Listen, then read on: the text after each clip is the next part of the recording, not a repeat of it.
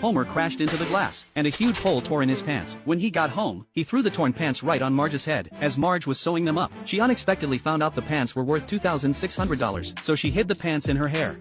Homer, I couldn't fix your pants. You'll have to wear something else. Can I wear my Speedo to work? I'm afraid not, but you'll be fine.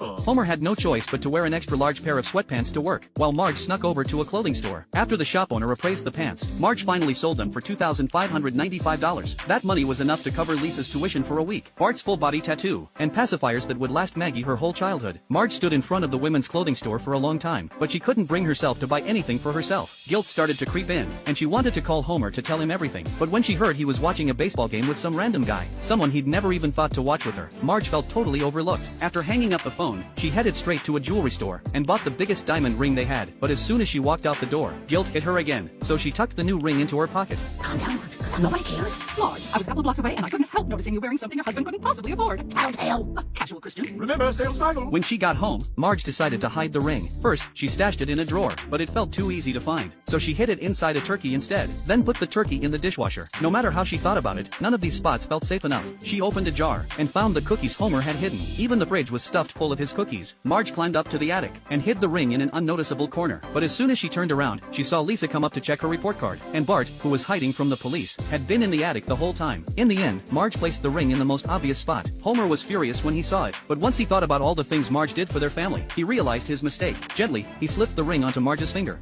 You put this on me? Lady, I just wish I'd bought it for you.